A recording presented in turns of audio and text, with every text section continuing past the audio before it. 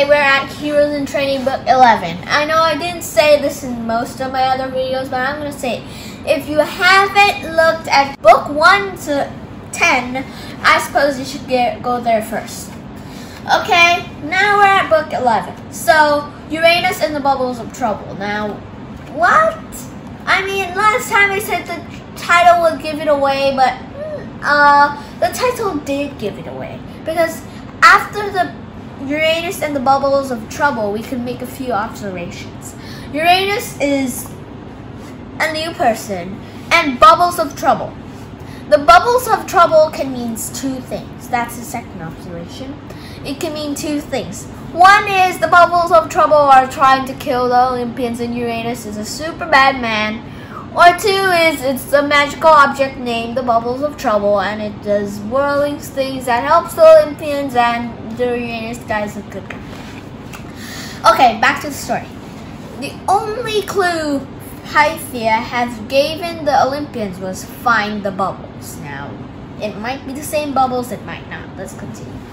Find the bubbles. Now, after it might be a Titan-free ship traveling to find the bubbles. I mean, the only thing they can think of finding a bubble is from water.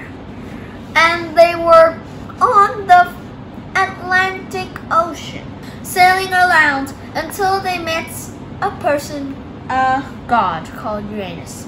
Uranus is a Titan, the father of King Kronos. Now, he did seem nice at first, and he looks like clouds talking. I mean, he is the god of the sky, or I should say he is the sky.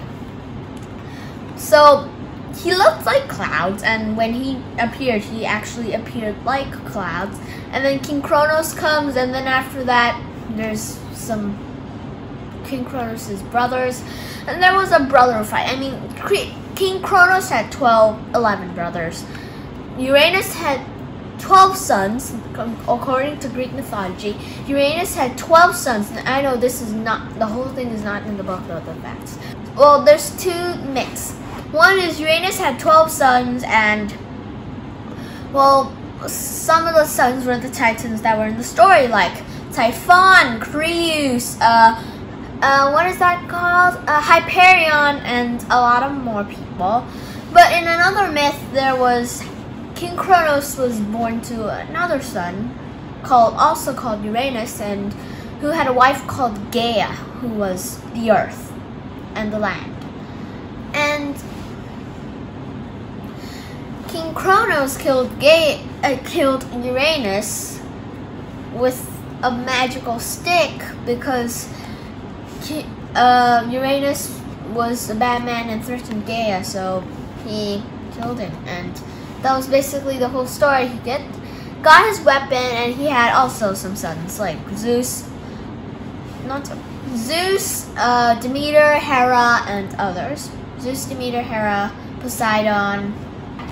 Basically, these four, and they had two more brothers. I need to read this again. And King Kronos thought that, hey, he killed his own dad. What about his son? Will his sons kill him too? So he devastatedly tried to eat his sons in the book 1. And he really just tried to kill all his sons so he couldn't get killed. Now he's having a war with his son, kind of, as Olympian.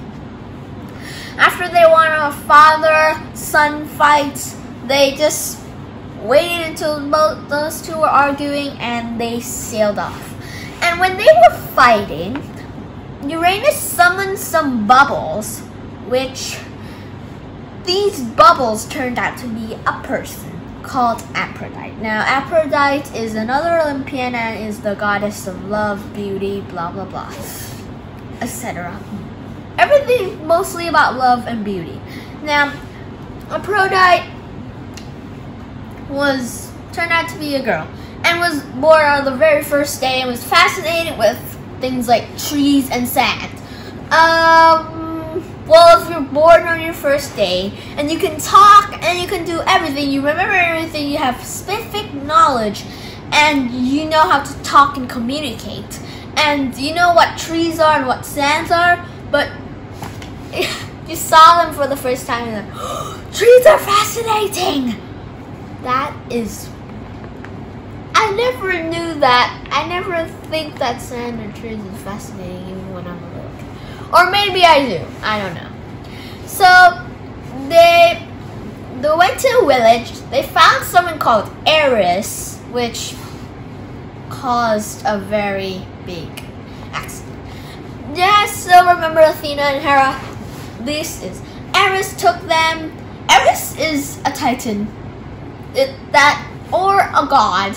That is the god of making god of arguments and fighting. I mean, Eris made the Olympians fight over an apple. So Eris, during the meeting, she rolled the apple and said that the place that the apple rolls nearest is the person that is the most beautiful and trustworthy. Now the apple rolled over and it landed right in the middle of Athena, Aphrodite, and Hera. Now these three got into a very big argument, and Ares walked away with laughter and like, ha ha ha, King Kronos is gonna be proud of me. I made the Olympians argue over each other. Instead, that lasted for about an hour until they met a person. Now, a person was a prince. Now, this prince is a Trojan prince, of course, and this is technically a creation of the Trojan War. Now, this story told about one myth about how the Trojan War started. There's also another myth on how the Trojan War started. I think I did some research on that too. The Trojan War started because they asked this Trojan prince, who they thought was a stranger, who they thought was the most trustworthy and beautiful, and there was a bit of cheating. Hera said if he won, he would get very powerful and win every war. Athena, even though Hera didn't know, was he even in a war. Okay, back to Athena. Athena said that if he gave her the apple, she would give him tons of smartness. And lastly, Aphrodite said if he shows her, she would give her a dog. A dog. And surprisingly, that prince or that person took the dog. And the dog was someone's other dog, which was tottering down in the street, and that guy looked very mad.